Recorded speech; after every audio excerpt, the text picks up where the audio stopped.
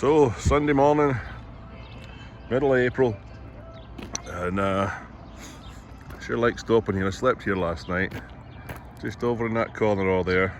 Nobody near me. Snow in the mountains still. There's probably still plenty more snow to come. But anyway, sometimes trucking is just the best job. I ain't making any money with no trailer on, but just stopped here and get some eggs and ham and French toast. Let you know what we did with this old truck. Still got to get the fender done and the bumper. I was going to do that, but after we get the repair bill to pay on the green one now, that's put restrictions on the old funding, what we can throw at the trucks. But a little while ago when my wife was here, we lost all the air in the splitter in the transmission, and so I only had high range gears, and I got into a situation where if I stopped the truck I'd have been stuck with a trailer on it in Texas, a little tiny town, so I had to drive through some bushes and rip the CB antennas off. So that's them replaced. What else did we do when it was up? Let's have a quick look around here. Glad these steps have been repaired. You know, we did it all just recently, within the last few months. I might need to get something else for my tanks, maybe new lids. I've replaced those rubbers, the seals, so many times I can't even begin to tell you. But so we get new shock absorbers on the bunk, and what a difference that makes to how the thing rides. Greased the whole thing when it was up. Jeff uses this grease. It's excellent. It's like super sticky, so it stays on longer. New mud flap on there. Rewired all the lights in the back of it. Let's see if we can get them all kind of tied up in there and tucked in and taped in and tied in so that they ain't going to catch the snow and ice that pulls it, it pulls them off. So what else do we do? There's something else up here, I can't think what it was. I can't remember. Yeah, oh well. This step's all fixed up as well, so that's good. And that's what it was. I put the little breather on top of the back axle there, the front rear axle, and then I've got a new dipstick tube on there. And a few other little bits and pieces, little bits of TLC, and gave it a general hug. But it's ready to go down to the oil field, heading down to meet Wes. Meeting him down in Green River today. But what a great job. That's a nice Peterbilt there, isn't it? 389. This stainless trailer. It's all polished, the fuel tank's polished. It's got big mud flaps in the front of it, like quarter fenders in the front of the trailer. So, somebody's baby. Nice truck though. But I was talking to my wife when I woke up this morning, and you just look out and you get, the way I was facing, that was what I saw from my bunk, Cracking, as they say. So I'll head down to Utah today, and I got all the freaking oil crap off of this, all the all the oil field, but it'll be back on before you know it. I always like to kind of get something, because when I look back at some old videos, it's quite curious to see the fuel prices. Just for me, that is. Anyway, I'll get back in the truck and we'll head down the highway. Not a breeze anywhere today. This is Flags West truck stop, just almost at the Idaho-Utah border, and it's really nice here. I like it. So we'll get some music on, roll down the road in the sunshine. It's a bit cool today, but it's nice. So, and head down there. All right, speak to you in a bit. I have to say that's quite a killer hood shot there, you know, sun hitting the nice old yellow hood. Small things, man, small things that make you feel good. So, but also I changed the air cleaners in this thing, and I need to do that a lot more regularly, because with it being oil filled, as soon as I changed them, I did a couple other things, and I took it for a drive to, I switched out the water that was in the cooling system and put coolant in there instead of the water that was in there from when Wes was in the oil field before it came up.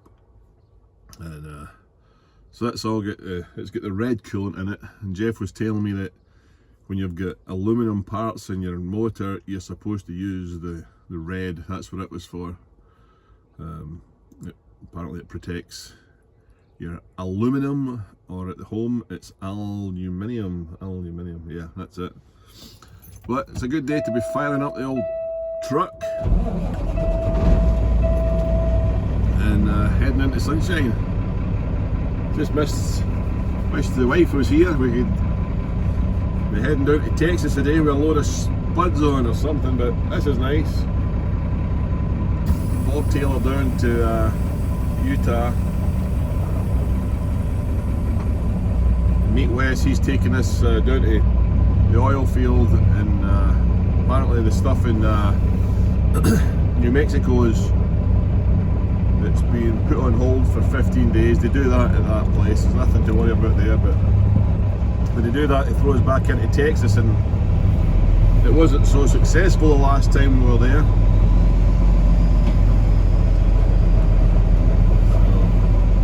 So, we've got a trailer sitting down in a yard in San Antonio when we went into the oil field, that we can just grab that and run over the road for 2 weeks. That's why you don't want to be leased on to somebody that's only dedicated to the oil field, because you have to stay where they are. When you step on this now, I noticed an instant difference with the breathers here just outside my window. You can hear the turbo sucking in plenty of air, and she was getting choked before with all the sand in that the filters. So there we go. Get around this corner and go into the on ramp, and I'll step on it a little bit. I always drive with the jakes on all the time and use my right foot to control when they come on and don't come on, you know. Heading into sunrise, huh?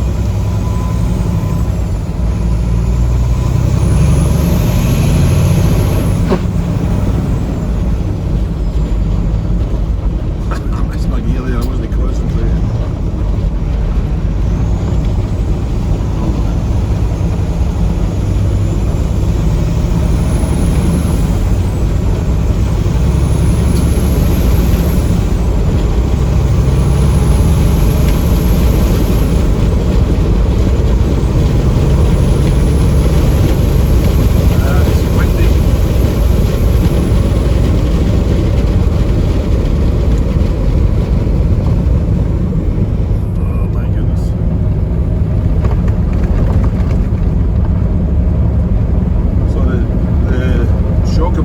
Fitted to the bunk have made a big difference to how it rides along, and it's just quite a pleasure to drive it right now, to tell you the truth.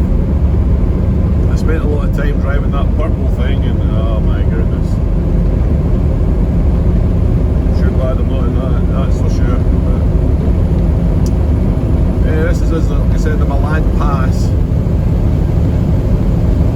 Quite a bit of snow up here in the winter time.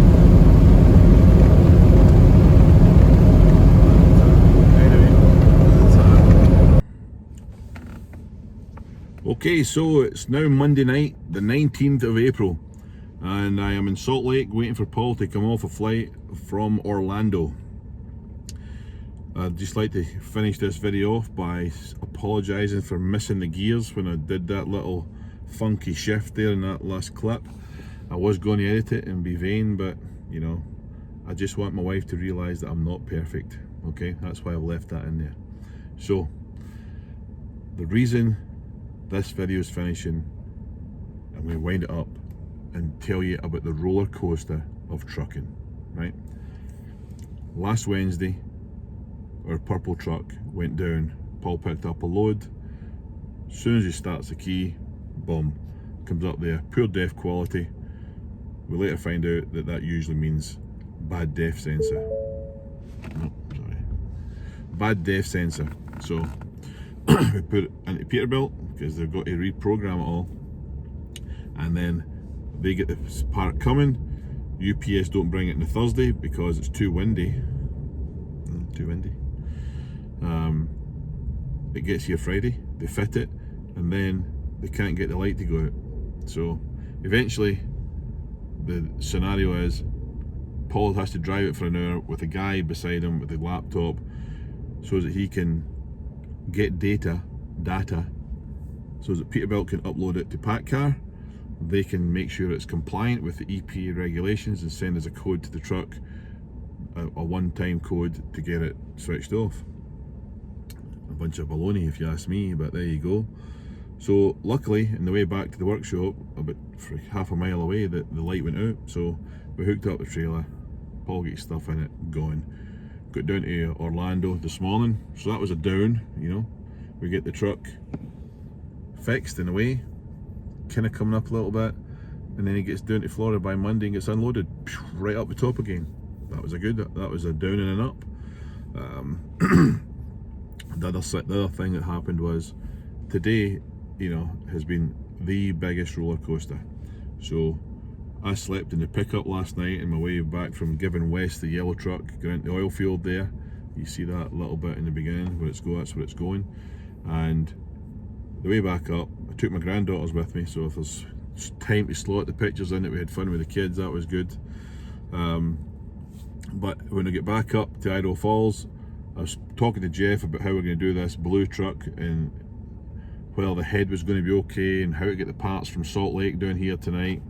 So come up with a great plan, right? So I said, I'll just go and see these people now with the head, that are reconditioned the head. It's over $5 for a cat head, right? Don't be kidding, these things are cheap, these old trucks, they are not. So I'm heading up to their place and they call me and say, hey, your head's ready, come and get it. I said, how much is it?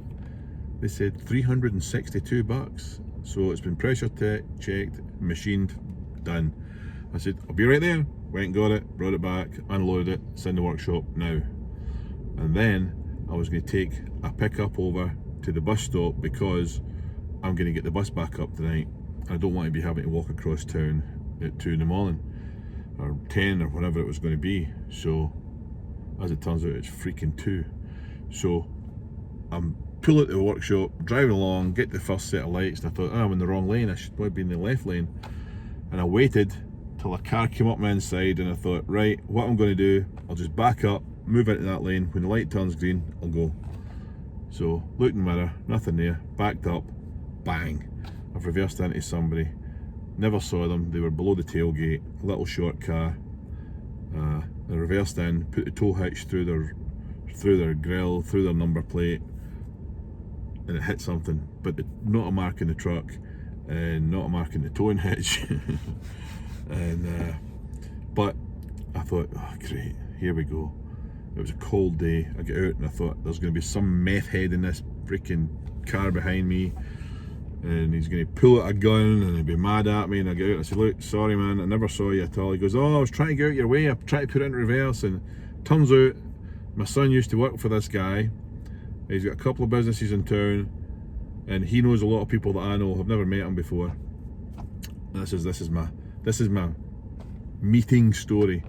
But he uses Doug Andrews Trucking to do Holly's his merchandise, and he said, I've been looking for a small company. You know, we were just around the corner from the workshop. I said, we're just there, I'll pay cash for this repair because it's doing it through insurance. And he said, that's great, but I've been looking for somebody's small company to deal with our trucking stuff. I said, well, let me fix your car and then we'll just see where we go from there. So that was good. So that was crash the car, boom, down, and then get some work out of it. that might come out yet, so that could be good. So I got the pickup delivered to the bus stop, walked across town into Paul's truck, heading down to Salt Lake, and I thought I must call over to Rock Springs to see how Justin's truck's getting on, if the parts have come in. So bear in mind, I've just saved $5 with this head, close to $5. And Justin's truck, in the last video, I said that the dealer was going to cover it because it had only been done 7 months ago. So that was up here. Then down here, when they call you up and say, we ain't covering it because your driver has oversped the engine. He's done over 2,500 revs per minute. And I've calculated it in my, if you're in high gear doing that, you're doing 122 miles an hour. So hopefully he was just going down a hill and let it run over, or something happened. You know, there'll be a good explanation for it, because Justin's a good driver, very fast, very quick, but we can't be doing 122 mile an hour. I hope his mum and dad aren't watching this, because they'll not let him come back out to work if they think they're doing 122 mile on a big rig. So there will be an explanation, but they did tell me that the dealer wasn't covering it. It's not warranty. Next thing was, there is extended warranty in that truck that I pay for, so I was hoping that they would do something. So call up, are the parts ready? You got them in? Any updates? No, we don't have the parts yet, but we've been notified by the warranty company that they are paying $13,800 of the $15,000 to replace the cylinder head. I thought, shoot. See, down here, back up now. And then they say, oh, but we can't get you can't get a cylinder head till the 22nd of May. Straight back down again. You know, the roller coaster. So I said, well, what's the deal with that? Why is that? Well, it's backlogged because of what's been happening in the world.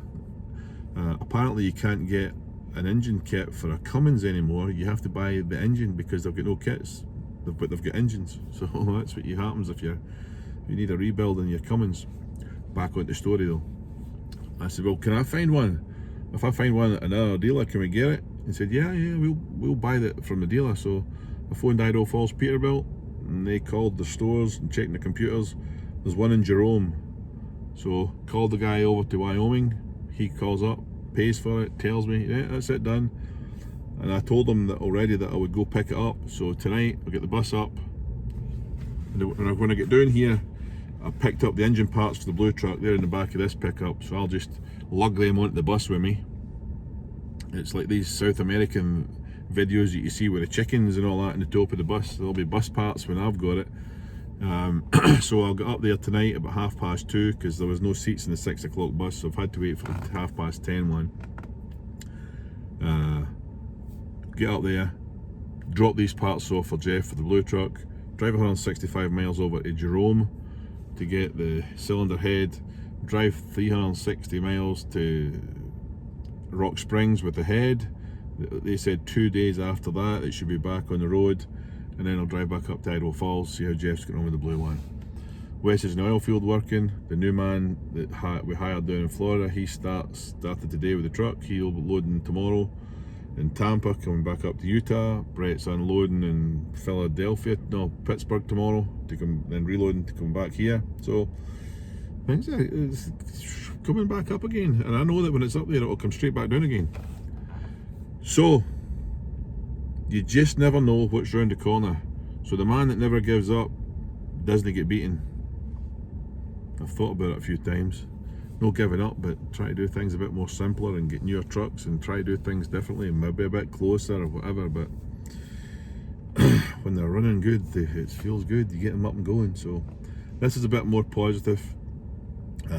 Thanks for watching the videos, and if you haven't subscribed yet, that would be great if you could. Young Bobby, yeah, if you're going to watch your videos in your bed at night time, you need to ask your dad for permission. He sent me a message tonight to say he caught you watching my videos in your bed. I know you're only about 8-year-old, so when your dad says it's bedtime, kid. And I will take your advice. He did say that I've got to get my finger out and get more videos on, so I'll try and do that, okay? But thanks for watching the videos. Thanks for the subscribers. I've had 2 people today on a video comment that they saw my truck somewhere in the United States. I've only got 3 running to do, and somebody saw one in Texas and somebody saw one down in Florida. So there we go. That's it. Thanks for watching.